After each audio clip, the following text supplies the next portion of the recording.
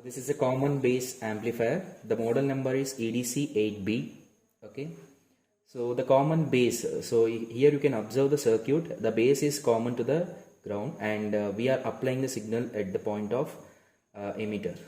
Okay. And the base is common. So common base configuration it is. So we are accessing. We are converting this circuit as a amplifier. Common base amplifier.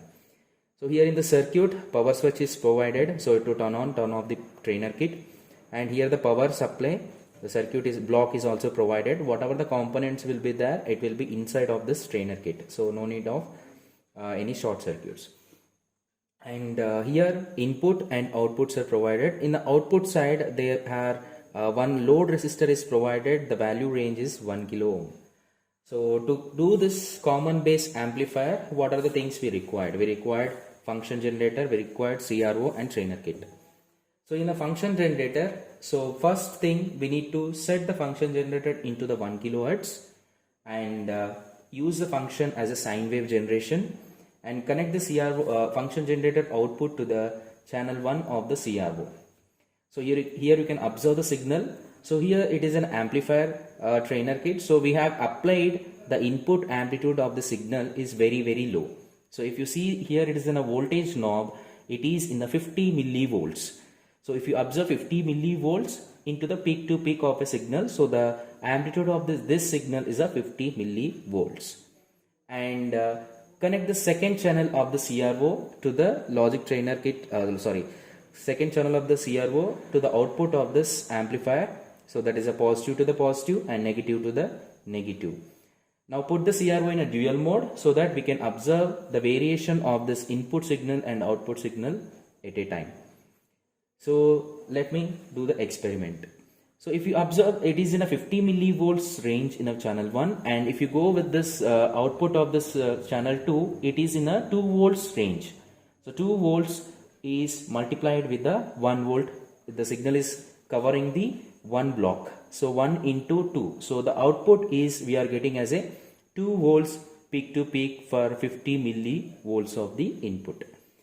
So to do this amplification, just start with this 10 hertz. So there is no variations. You can go with this increasing the frequency and go with the 100 hertz. Do the same. Just adjust this. So increase the frequency slowly. So adjust the time period.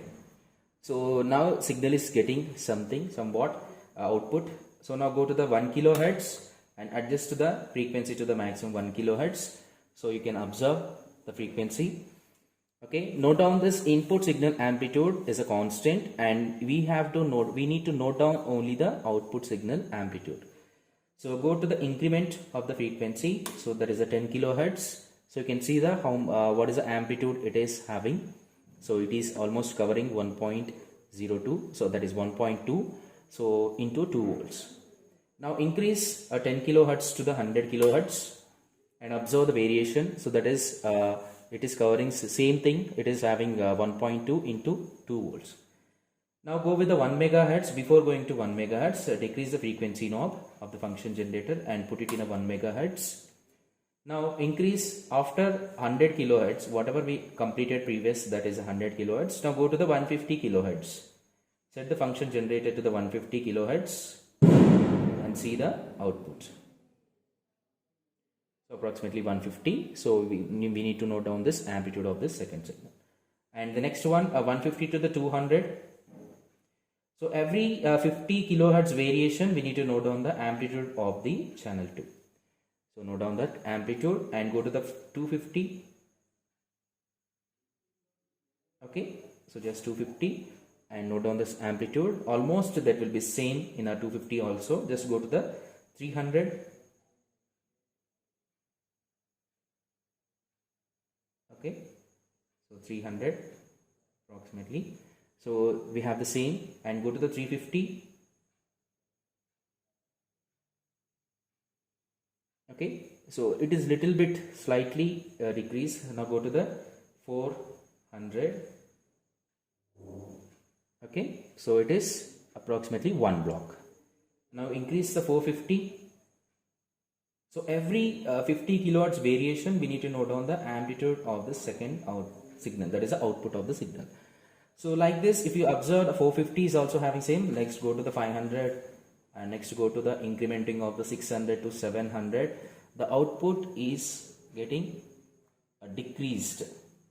Okay, if you observe, the output is decreased. So like this, the variation of this input and output you can easily observe. Initially it is in a 1.2 it is covered, now it is having approximately 0.8. Okay, so this is a variation. This is a procedure for doing the experiment. So linearly vary the frequency and note down the output of the amplitude or output amplitude of the signal. So calculate the gain and plot a logarithmic graph for this gained calculated values. Okay.